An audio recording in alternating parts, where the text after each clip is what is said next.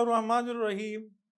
आज हम course addicts की जानिब से मोल एवोगाद्रो नंबर और ग्राम फार्मूला मास का थर्ड पार्ट लेके आए हैं और उसको थोड़ा सा हम एक्सप्लेन करते हैं और ऑरली इसमें एमसीक्यूज भी एक्सप्लेन करेंगे।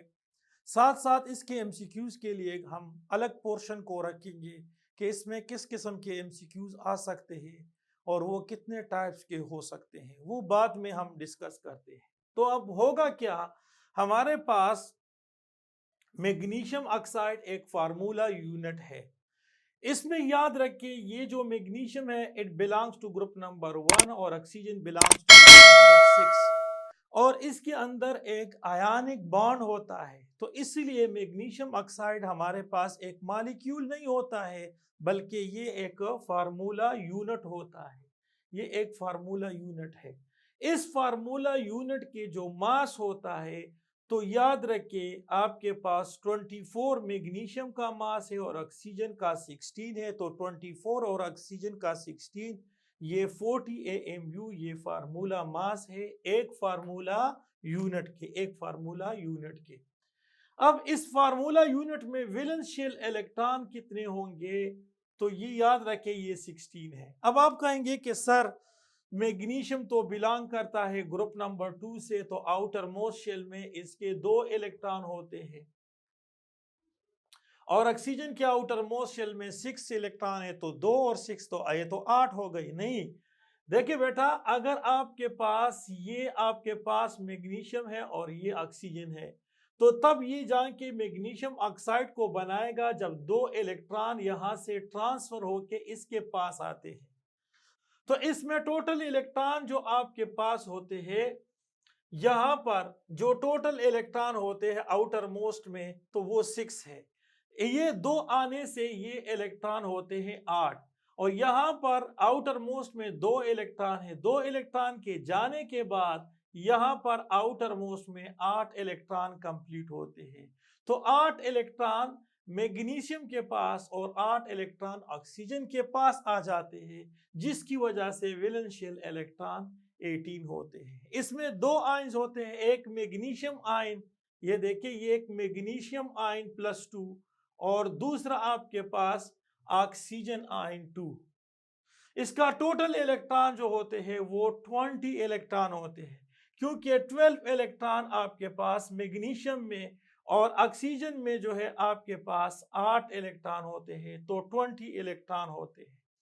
अब हम क्या करते हैं, मोल और एवोगाद्रो नंबर को एक्सप्लेन करते हैं। तो वो क्या है कि अगर हम formula mass of a formula unit को ग्राम में एक्सप्रेस कर दे, यानी 40 AMU की जगह अगर हम 40 ग्राम ले ले, तो ये आपके पास बन जाता है ग्राम फार्मूला मास। और ग्राम फार्मूला मास जो है ये 1 मोल के बराबर होते हैं। 1 मोल में एवोगाद्रो नंबर के पार्टिकल होते हैं, यानी 6.023 इंटू 10 की पावर 23 फार्मूला यूनिट्स होते हैं। इतने फार्मूला यूनिट्स हैं। अगर आपको ये बता दें कि 40 AMU में वैलेंशियल इलेक्ट्रॉन 16 है, तो ये याद रखिए 40 ग्राम में वैलेंशियल इलेक्ट्रॉन 16 इंटू एवोगाद्रो नंबर के बराबर है। इस तरह से अगर आपको वो बता दे कि 40 AMU में आयन स्टो होते हैं, लेकिन 40 ग्राम में 2 इंटू एवोगाद्रो नंबर्स के आयन्स होते हैं। अगर 40 AMU मैग्नीशियम ऑक्साइड में टोटल इलेक्ट्रॉन आपके पास 20 है, तो 40 ग्राम मैग्नीशियम ऑक्साइड में total electron 20 into Avogadro number के बराबर होते हैं। इस तरह से आपने तमाम फार्मूला यूनिट को इस तरह से एक्सप्लेन करना है। अब जाके हम एक्सप्लेन करते हैं और आरली इसमें जो एमसीक्यूज है वो भी आपको बताते हैं। तो हमारे पास मैग्नीशियम ऑक्साइड का जो फार्मूला मास है, देखिए formula mass of magnesium oxide का, तो वो आपके पास 40 AMU के बराबर है। लेकिन यहां पर हम लिखते हैं कि ग्राम फार्मूला मास, तो ये 40 ग्राम मैग्नीशियम ऑक्साइड के बराबर है। और इसको हम मोलर मास कहते हैं क्योंकि ये आपको 1 मोल ऑफ मैग्नीशियम ऑक्साइड के बराबर होता है। और ये आपके पास बराबर होता है एवोगाद्रो नंबर के। और इसमें आपके पास जो पार्टिकल होते हैं वो 6.023 into 10 की पावर 23 ये फार्मूला यूनिट्स होते हैं। सो ये याद रखिए, आपके पास ये इसके बराबर है, ये इसके बराबर है, ये इसके और ये इसके बराबर है, सारे आपस में बराबर है, किसी भी फार्मूला लिखने की जरूरत नहीं है। You can solve it easily.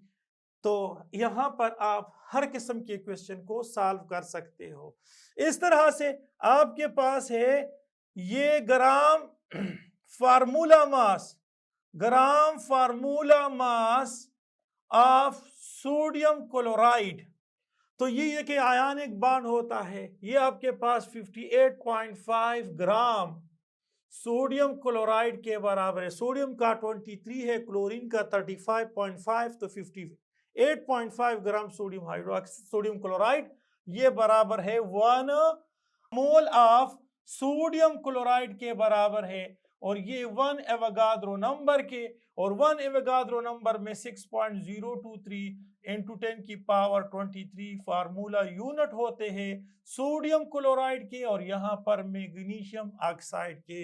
तो ये सारे आपस में देखे, ये सारे आपस में इस तरह से बराबर है, ये आपस में देखे बराबर है, ये बराबर और ये बराबर।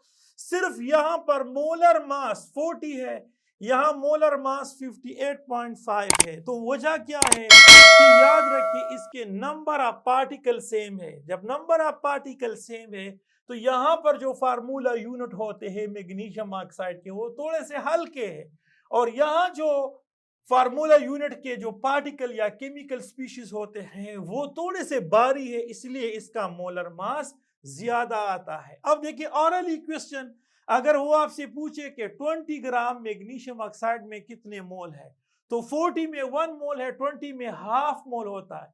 अगर बता दे कि 80 ग्राम मैग्नीशियम में कितने मोल होते हैं, तो अब देखिए 40 में आपके पास 1 मोल है, 80 में आपके पास 2 मोल होते हैं।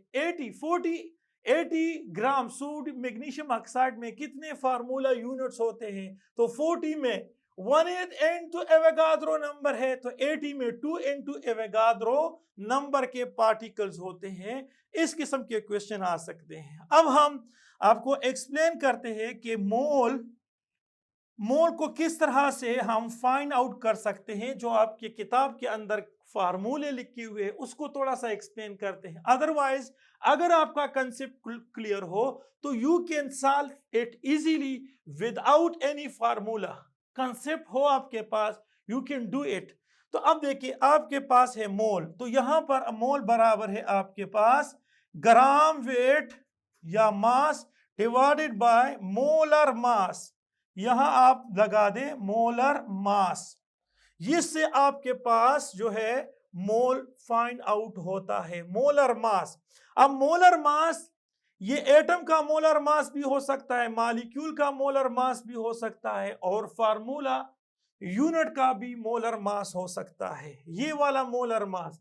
इस तरह से आपके पास है मोल आपके पास बराबर होता है वॉल्यूम गिवन।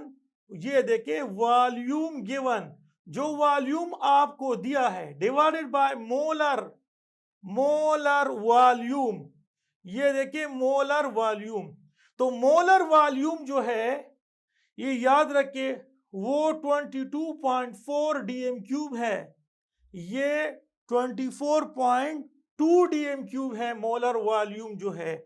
तो ये आपने लगाना है given volume divided by molar volume, और यहां से फाइंड आउट होगा क्या, यहां से फाइंड आउट होता है आपके पास मोल फाइंड आउट होते हैं। इस तरह से मोल जो है आपके पास फाइंड आउट होता है। देखिए नंबर ऑफ पार्टिकल, यानी पार्टिकल से मुराद है एटम्स भी है, मॉलिक्यूल्स भी है, फार्मूला यूनिट्स भी है। number of particle divided by Avogadro number of particle, Avogadro number of particle, Avogadro number of particles। यानी क्या मतलब है कि नंबर ऑफ केमिकल स्पीशीज, देखिए chemical species, number of chemical species divided by 6.023 into 10 की power 23, ये आपके पास होते हैं केमिकल स्पीशीज। ये आप इससे फाइंड आउट कर सकते हो, क्या मोल को फाइंड आउट कर सकते हो इजीली। सो ये 3 फार्मूले हैं मोल को फाइंड आउट करने के लिए कि आपके पास ग्राम वेट हो डिवाइडेड बाय मोलर मास। अब मोलर मास जो है याद रखिए, ये एटम का मोलर मास भी हो सकता है, मॉलिक्यूल्स का मोलर मास भी हो सकता है, फार्मूला यूनिट का भी मोलर मास हो सकता है। ये वॉल्यूम गिवन वॉल्यूम है, आप नीचे लगाए मोलर वॉल्यूम, और एक मोल के लिए जितना वॉल्यूम होता है वो मोलर वॉल्यूम होता है STP पे, तो वो 22.4 होता है। अब अगर आपको वो दे दे कि नंबर ऑफ पार्टिकल, वो आपको दे दे कहते नंबर ऑफ मोल मालूम कर दे, तो number of particle divided by Avogadro number of particle, और पार्टिकल्स को केमिकल स्पीशीज कहते हैं, तो number of chemical species divided by Avogadro number of chemical species equal to mole। So this is the total story about mole and Avogadro number. Thank you for watching these videos. Allah Hafiz।